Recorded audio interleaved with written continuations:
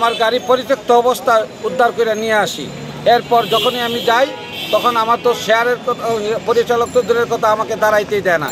এখন যখন আমি আমার ন্যায্য অধিকার বুঝে নিতে চাইছি, তখন সে ভাড়াটিয়া গুন্ডা দ্বারা আমার উপরে যখন তখন হামলা চালাচ্ছে এবং পরিবহন কিভাবে চলে সেটা দেখে নেবে বলে আমাকে ধমক দিচ্ছে। এবং আজকেও কিছুক্ষণ আগেও আমার উপর অতিরিক্ত হামলা করেছে তার পেটোয়া বাহিনী দ্বারা। এখন আমি নিরাপত্তাহীনতায় ভুগছি। সে হুমকি দিচ্ছে যে কোনো সময় আমাকে মেরে ফেলতে পারে। যে আমি কিভাবে তার পরিবহনে থাকি এবং কিভাবে তার ডাইরেক্টরশিপ আমার বাস্তবায়ন হয় সেটা সে দেখে নেবে। এর আগে চেষ্টা করেছেন কিনা আপনি? এরপরে দু একবার গেছি লিখির জন্য, কিন্তু সে কোনো কথা বলতে রাজি না, সে কোনো কথাই বলে না। এর আগে হামলা শিকার হয়েছেন? আরও দুইবার হামলার শিকার হয়েছে। যখন দ্বিতীয়বার তারপরে আমি আর যেতে পারি নাই, আমি আর যাইও নাই।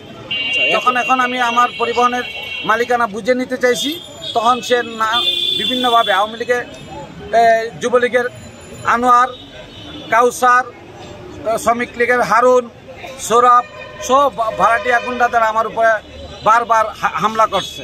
আপনি যে পরিচালক ছিলেন এরকম কোনো প্রমাণ আছে? হ্যাঁ, আমার কাছে প্রমাণ আছে। ইতিমধ্যে আমি আমার কাগজপত্র দেখাইছি। হামলার ব্যাপারে আপনি আইনি কোনো পদক্ষেপ নিয়েছিলেন কিনা? আমি আইনি প্রতিক্রিয়া, আমি থানায় আমাকে যেতে দেয় নাই, আমাকে থানা ভ্যান দিয়ে উঠাই দিতে চাইছে। আজকের হামলার ব্যাপারে কোনো আইনি এবং আমি এখন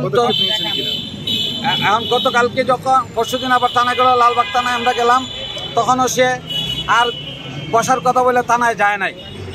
এবং আমি যখন ঢাকা সড়ক, আমাদের আহ্বায়ক কমিটি আছে সাইফুল সাহেবের নেতৃত্বে, বর্তমান সড়ক পরিবহন মালিক সমিতির, তাদের সাথে কথা বলছি, তারাও সেভারেল টাইম বসার কথা বলছে, কিন্তু সে বসে না। সে এদিক ওদিক ঘোরায় এবং গুন্ডাদের অতর্কিত হামলা চালায় এবং আমার ড্রাইভার হেল্পারদের মারধর করে। এখন কি চাচ্ছেন সেটা বলেন। এখন আমি আমার পরিবহনের মালিকানা এবং পরিবহন সুন্দরভাবে মালিকদের নিয়ে পরিচালনা করার জন্য গতকালকে আশুলিয়ায় আমরা মালিক শ্রমিকরা বসছি এবং আমরা গাড়ি পরিচালনা করছি। আজকে যখন এখানে আসলাম, সে তার লোকজনদের অতিরিক্ত আমার উপরে হামলা করে এবং আমি কিভাবে এখন আমি আমার মালিকানা ফেরত চাই এবং আমি বিকাশ পরিবহনের ভ্যানের মালিকানা ফেরত চাই। আমি এবং চেয়ারম্যান গিয়াসউদ্দিন চৌধুরী। আপনার নাম এবং পরিচয়টা? আমার নাম মোহাম্মদ জাকির হোসেন, বিকাশ পরিবহনের পরিচালক। বিএনপির কোনো পদে আছে? আমি ওই মুহূর্তে বিএনপির পদে নেই, কিন্তু আমি বিএনপি করি। আচ্ছা, আপনার আজকে যে সকালে আপনার উপর যে হামলা হলো, এর থেকে আইনি কোনো পদক্ষেপ নিয়েছেন কিনা? আমি এখন নিব, আপনাদের কথা না বলে তো আমি আর যেতে পারছি না। এগুলো তো আপনারা প্রমাণ, আপনাদের এই প্রমাণের ভিত্তিতেই আমি পরবর্তীতে আমি আইনি ব্যবস্থা দেবো। আমার 50টা গাড়ির থেকে 3 বছর ধরে শ্রমিকদের কাছে কল্যাণ ফান্ডের নামে 150 টাকা করে নিছে। সেই শ্রমিকরা এখন আপনাদের সামনে উপস্থিত। আপনারা যদি তাদের দুটা কথা শুনেন, সৌরভ যদি টাকা না দিত তাহলে মারধর করতো। এখন তার থেকে, সৌরভ থেকে এবং হারুন থেকে তারা পরিত্রাণ চায়। ইতিমধ্যে আমাদের 50 জন ড্রাইভার এবং হেল্পার আসলে থেকে চলে আসছে। আপনারা তাদের ভিডিও ফুটেজ নেন এবং তাদের বক্তব্যগুলো শোনার জন্য। কারা কারা অভিযুক্ত, তাদের নামগুলো যদি আরেকটু বলতেন। সৌরভ হোসেন, পরিচয় বলেন। সৌরভ হইল বিকাশ পরিবহনের এমডি। সে দীর্ঘদিন ধরে আধিপত্য বিস্তার করছে, কোনো পরিচালককে সে কাছে ফিরতে দেয় না। সে এনআইএর নেতৃত্বে আমার চেয়ারম্যান গিয়াসউদ্দিন চৌধুরীকে ইয়াবা মামলা দেয় যাত্রাবাড়ি থানায় এবং 3 মাসের জেলে খেটে বাহির হয়। এখনও সে কথা বলতে পারে না। ইতিমধ্যেই সে এখন খামার উত্তরায় তার বাসায় অবস্থান করছে। আপনারা যদি চান, সেও তার বক্তব্য আপনাদের কাছে উপস্থাপন করবে।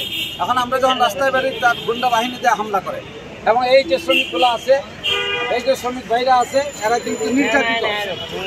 কথা বুঝছেন? আমি চাই সৌরভকে চিরতরে এই পরিবহন সন্ত্রাসী কর্মকাণ্ড থেকে যেন সবাই বিতাড়িত করে এবং আমার ডিএমপি কমিশনার এবং সড়ক মালিক সমিতির আহ্বায়ক জনাব সাইফুল সাহেবের বিনীত অনুরোধ, সে যেন তাকে এই পরিবহন থেকে সরিয়ে আমাদের পরিবহন বুঝিয়ে দেয়। এই জন্য আমরা সুন্দর সুষ্ঠ মতো শ্রমিক মালিক মিলে পরিবহন পরিচালনা করতে পারি। তার সহযোগিতা কয়েকজনের নাম বলেন।